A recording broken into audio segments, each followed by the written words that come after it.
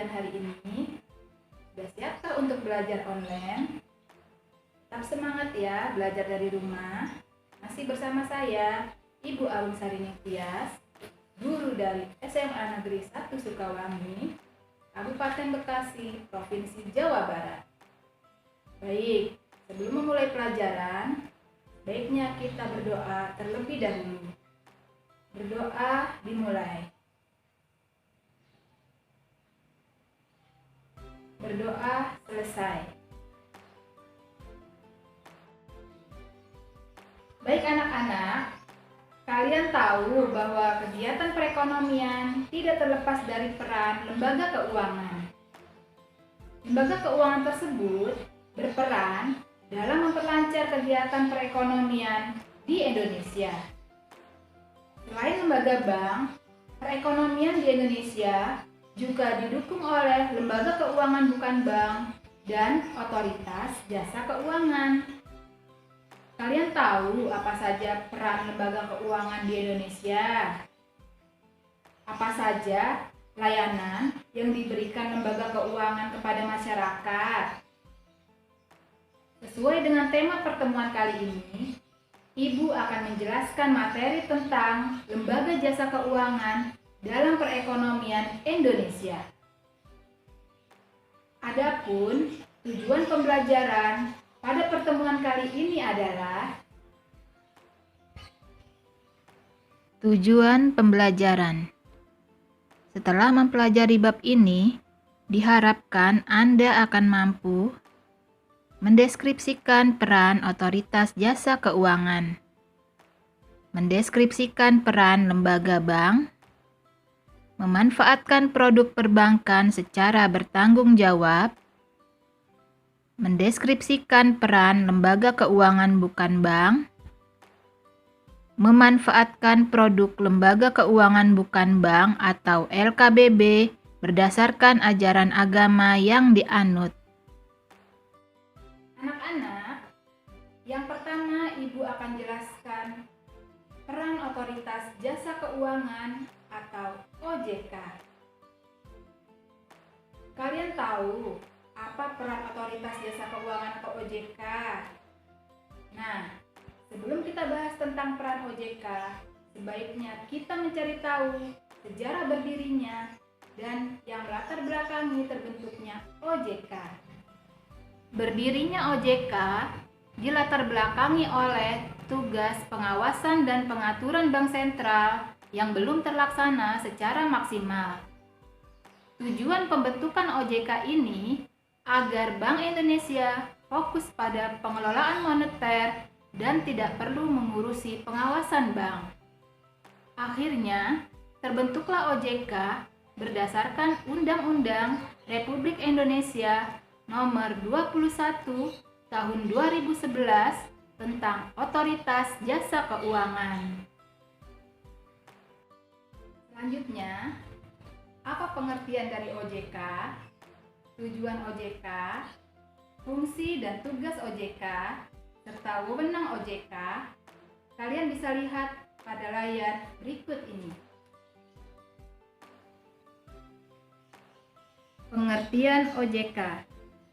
Menurut Undang-Undang Republik Indonesia Nomor 21 Tahun 2011, OJK adalah lembaga independen yang bebas dari campur tangan pihak lain yang memiliki fungsi, tugas, dan wewenang pengaturan, pengawasan, pemeriksaan, dan penyidikan. Tujuan OJK. OJK memiliki tujuan agar keseluruhan sektor jasa keuangan terselenggara secara teratur, adil, transparan, dan akuntabel, mewujudkan sistem keuangan yang tumbuh secara berkelanjutan dan stabil, melindungi kepentingan konsumen dan masyarakat. Fungsi dan tugas OJK. OJK berfungsi menyelenggarakan sistem pengawasan dan pengaturan yang terintegrasi terhadap keseluruhan kegiatan di sektor jasa keuangan. Berkaitan dengan fungsi tersebut, pengawasan perbankan yang selama ini dilaksanakan Bank Sentral diambil alih OJK. OJK bertugas dalam rangka pengaturan dan pengawasan terhadap kegiatan jasa keuangan di sektor perbankan, sektor pasar modal, dan sektor industri keuangan non-bank. Wewenang OJK. Lingkup wewenang OJK dikelompokkan menjadi 4 aspek sebagai berikut. 1. Pengaturan dan pengawasan mengenai kelembagaan bank. 2. Pengaturan dan pengawasan mengenai kesehatan bank. 3. Pengaturan dan pengawasan mengenai aspek kehati-hatian bank. 4. Pemeriksaan bank. Selain berperan bagi lembaga keuangan, OJK juga berperan dalam memberikan perlindungan terhadap konsumen. Konsumen lembaga jasa keuangan atau LJK adalah pihak-pihak yang menempatkan dana dan atau memanfaatkan pelayanan yang tersedia di lembaga jasa keuangan, antara lain nasabah di industri perbankan, pemodal di industri pasar modal, pemegang polis di industri asuransi, peserta dana pensiun tapi tidak termasuk pensiunan pegawai negeri, dan nasabah di industri pembiayaan dan penjaminan berdasarkan peraturan perundang-undangan di sektor jasa keuangan. Kedua, lembaga jasa keuangan perbankan. Di Indonesia, lembaga jasa keuangan dibedakan menjadi lembaga jasa keuangan perbankan dan bukan bank. Keduanya memiliki fungsi berbeda-beda. Agar lebih jelas, perhatikan video berikut ini. Disarankan, sebagai seseorang yang merencanakan masa depan, sebaiknya setiap pribadi dan keluarga memiliki setidaknya 2 rekening tabungan. Rekening pertama dipergunakan untuk tempat menampung penghasilan atau gaji dan tempat dana untuk berbelanja. Jadi, rekening pertama adalah rekening masuk dan keluar. Sedangkan rekening kedua adalah rekening untuk menampung dan mengakumulasikan dana investasi masa depan. Rekening kedua ini hanya dapat menerima, dan setelah dana yang terkumpul cukup besar, baru digunakan untuk membeli produk investasi lainnya.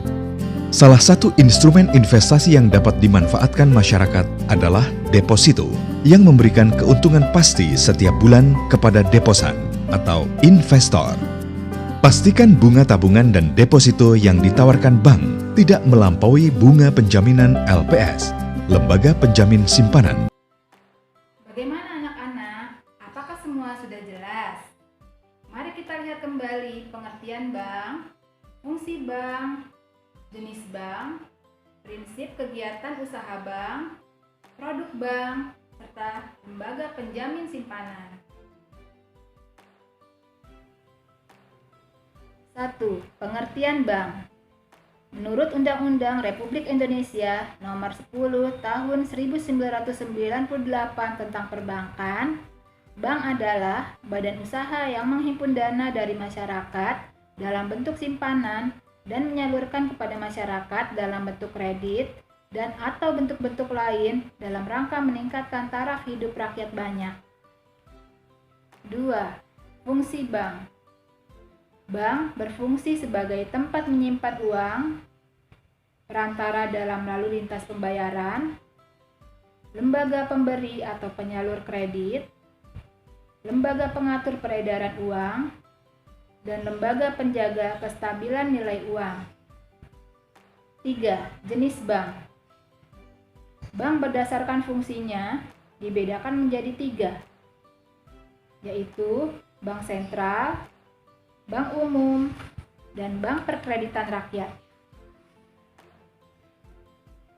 Berdasarkan kepemilikannya, bank dibedakan menjadi bank milik negara, bank milik swasta, dan bank milik koperasi. Berdasarkan organisasinya, bank dikelompokkan menjadi unit banking, Branko Banking, dan korespondensi banking. 4. Prinsip kegiatan usaha bank. Prinsip kegiatan usaha bank yang berkembang di Indonesia terdiri atas prinsip konvensional dan prinsip syariah. Bank dengan prinsip konvensional menjalankan usahanya berbasis bunga, sedangkan bank dengan prinsip syariah menjalankan kegiatan usahanya berdasarkan prinsip syariah. 5. Produk bank. Produk bank meliputi antara lain tabungan, transfer, safe deposit box, dan bank card. 6. Lembaga penjamin simpanan. Lembaga penjamin simpanan adalah suatu lembaga independen yang berfungsi menjamin simpanan nasabah atau penyimpan dan aktif dalam memelihara stabilitas sistem perbankan sesuai dengan kewenangannya. 3. Lembaga Jasa Keuangan Bukan Bank atau LKBB. Selain lembaga keuangan bank, di Indonesia terdapat lembaga keuangan bukan bank atau LKBB. LKBB memiliki kegiatan menghimpun dana dan menyalurkan dana dari masyarakat. Akan tetapi, LKBB hanya memfokuskan diri dalam pembiayaan dana kepada masyarakat. Untuk lebih memahaminya, silakan lihat video berikut ini. Lembaga keuangan bukan bank adalah semua lembaga ataupun badan yang melakukan aktivitas keuangan baik secara langsung maupun tidak langsung menghimpun dana dari masyarakat dengan menerbitkan surat-surat berharga dan menyalurkannya kembali kepada masyarakat untuk kegiatan-kegiatan produktif. Terdapat beberapa jenis lembaga keuangan bukan bank. Yang pertama adalah bursa efek atau pasar modal. Bursa efek adalah lembaga yang menjadi tempat jual beli surat berharga jangka panjang seperti saham, obligasi, atau surat berharga lainnya.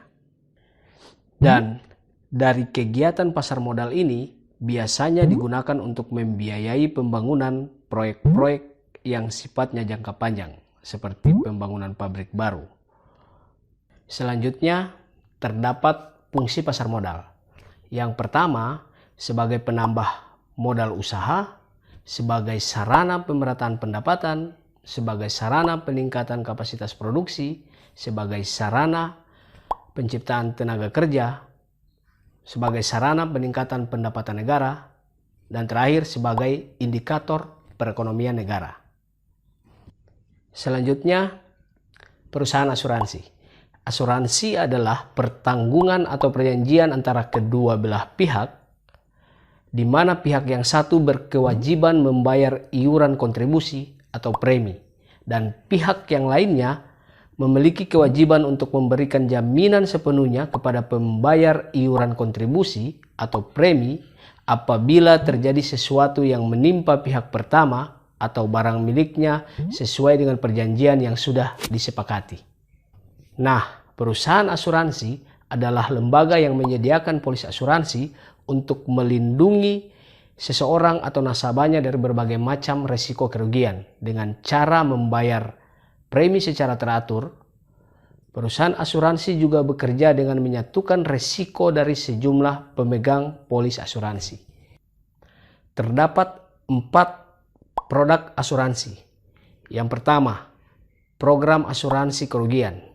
Yang kedua, program asuransi jiwa. Yang ketiga, program reasuransi. Dan yang keempat, program asuransi sosial. Sampai di sini materi pembelajaran kita. Ibu harap anak-anak semua dapat memahaminya ya. Jaga kesehatan, patuhi protokol kesehatan, dan tetap semangat belajar dari rumah. Jangan lupa klik tombol subscribe ya. Sampai jumpa.